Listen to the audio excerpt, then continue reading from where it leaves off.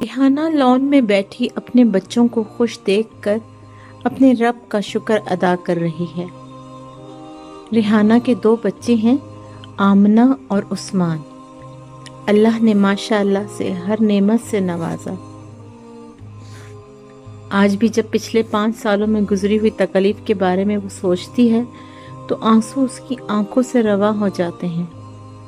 आमना school से वापस आई तो उसकी तबीयत बहुत ख़राब हो रही थी।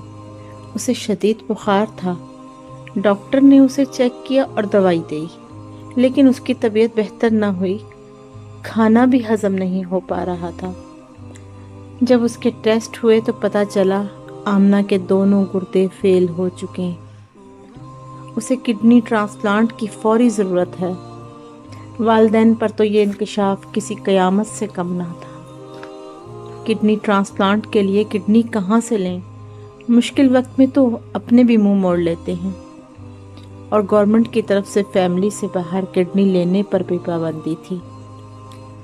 रिहाना अपनी हंसती खेलती बच्ची को कैसे मौत के मुंह में जाने देती। उसने अपनी बच्ची को अपनी किडनी देने का फैसला कर लिया। वो वक्त आज भी याद आता है तो दिल कांप उठता है, जब ऑपरेशन थिएटर के एक बेड पर आमना और दूसरे पर रिहाना थी। अल्लाह ने माँ की कुर्बानी का अजर उसकी बेटी की ज़िंदगी की सूरत में अता किया। आहिस्ता आहिस्ता आमना ज़िंदगी की रूटीन की तरफ लौट आई। उसने अपनी पढ़ाई का सिलसिला दोबारा से शुरू कर दिया। ज़िंदगी फिर से रवां दवां थी, लेकिन अभी आजमाइश ख़त्म ना हुई थी। उस्मान कॉलेज से वापस आ रहा था कि ट्रक वाले ने इसकी बाइक को टक्कर मार दी। उस्मान शदीद ज़ख्मी हो गया। ऑपरेशन थिएटर के बाद वालिदैन सजदे में गिड़गिड़ा कर अपने रब से बेटे की ज़िंदगी की दुआएं मांग रहे थे। डॉक्टरों ने इसकी ज़िंदगी की खुशखबरी तो सुनाई, लेकिन रीढ़ की हड्डी में चोट की वजह से वो अब चल नहीं पाएगा। वालिदैन के लिए ये खबर किसी क़यामत से कम ना थी। जवान बेटा लाचार हो गया। बेबस वालिदैन ने अपने रब के सामने अपनी फरियाद रख दी।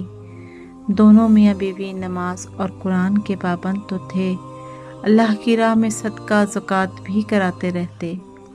अल्लाह अपने नेक बंदे के सब्र को आजमाता तो उसके नेक बंदे मुश्किल में अपने रब को पुकारते। जिस अस्पताल में उस्मान का इलाज चल रहा था, वहाँ लंदन के काबिल ऑर्थोपेडिक्स भी आए हुए थे।